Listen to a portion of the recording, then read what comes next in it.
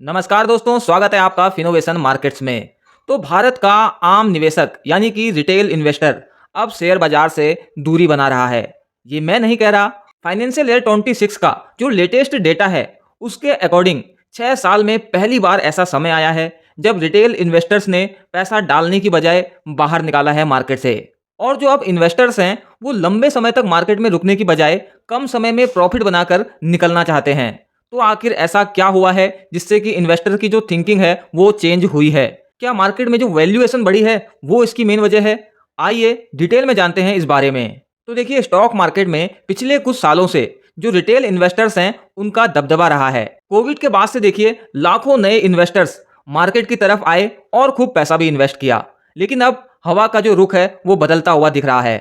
लंबे समय से जो लोग बाइंग कर रहे थे अब वो थोड़ा अलर्ट मूड में आ गए हैं। स्टॉक मार्केट की जो बढ़ी हुई वैल्यूएशन है और दुनिया भर में जो तनाव की स्थिति अभी चल रही है, शायद इसी वजह से इन्वेस्टर्स ने अब मार्केट से अपने हाथ खींचना शुरू कर दिया है।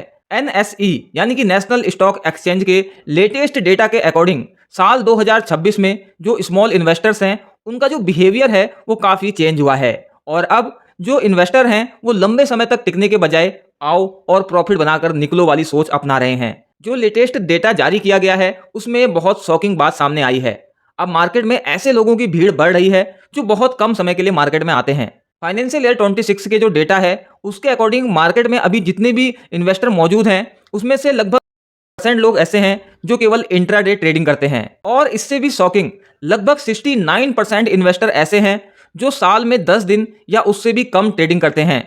दूसरी तरफ अगर आप ऐसे इन्वेस्टर्स देखें जो साल में 100 दिन से ज़्यादा ट्रेडिंग करते थे, उनकी जो संख्या है वो घटकर सिर्फ 2.9% रह गई है। इसका मतलब यह है कि मार्केट में लॉन्ग टर्म तक टिकने वाले जो इन्वेस्टर्स थे उनकी संख्या कम होती नजर आ रही है। तो यहाँ पर सवाल ये आता है, क्या लॉन्ग टर्म होल्डिंग वाली जो सोच है इन्वेस्टर्स की वो यहाँ पर खत्म होती नजर आ रही है? तो देखिए, सबसे पहले तो आप ये देखिए कि मार्केट में ज़्यादातर लोग तब आते हैं जब मार्केट बढ़ रहा होता है, लेकिन हम पिछले कुछ समय से देख रहे हैं कि मार्केट में लगातार वोलेटिलिटी है और मार्केट नीचे ज़्यादा जा रहा है। और ऐसे में लोग कम रुख कर रहे हैं स्टॉक मार्केट की तरफ। और जो पुराने इन्वेस्टर्स भी हैं उन्होंने भी अपना तरीका चेंज किया है और शेयर खरीदकर बहुत लंबे टाइम तक रखने की बजाय वो जल्दी पैसा बनाकर निकलने की कोशिश कर रहे हैं। हालांकि हम ऐसा भी नहीं कह सकते कि स्टॉक मार्केट में लॉन्ग टर्म तक बने रहने वाले इन्वेस्टर्स की संख्या अब बिल्कुल नहीं रही। हालांकि ये थिंकिंग चेंज होती हुई नजर आ रही है। अब एक बार आप डेटा पे नजर डालिए तो पिछले 6 साल में जो आम निवेशक हैं आपके और मेरे जैसे, वो पिछले 6 साल से लगातार मार्केट में पैसा डाल रहे थे और उन्होंने लगभग 4.6 ट्रिलियन रुपए का इन्वेस्टमेंट किया था।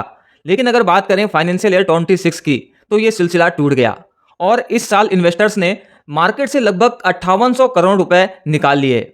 और इसका सबसे बड़ा जो कारण माना जा रहा है वो है मार्केट की वैल्यूएशन का बढ़ना और जो अंतर्राष्ट्रीय स्तर पर लड़ाइयां चल रही हैं, चाहे वो रसिया और यूक्रेन की हो, यूएस ईरान और इजराइल का कॉन्फ्लिक्ट हो, तो ये एक बड़ी वजह है इन्वेस्टर्स के पीछे हटने की।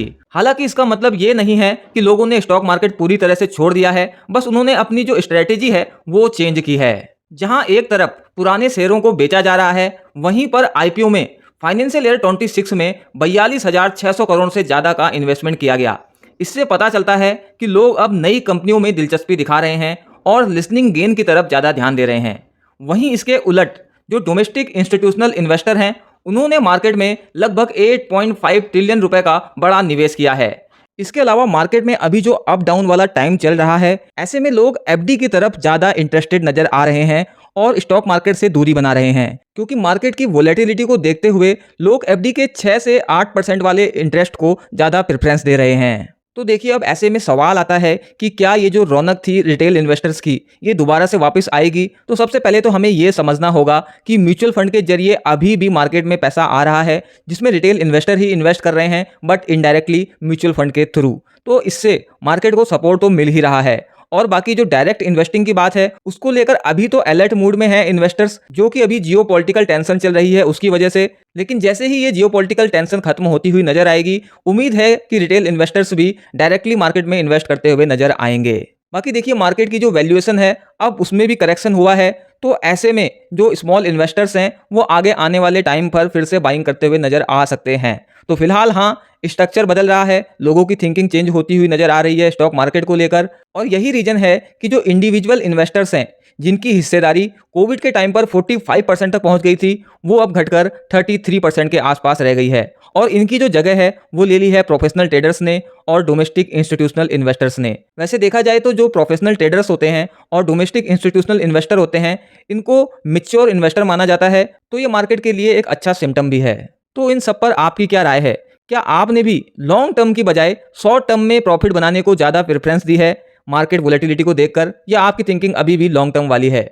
आपकी जो भी राय है कमेंट बॉक्स में जरूर बताइएगा। बाकी अगर आप फाइनेंस और बिजनेस से जुड़ी ऐसी ही मार्केट अपडेट्स रेगुलर पाना चाहते हैं तो फिनोवेशन मार्केट्स को सब्सक्राइब जरूर कर लीजिएगा। तो जल्द मिलते हैं एक और नई वीडियो के साथ। Thanks for watching.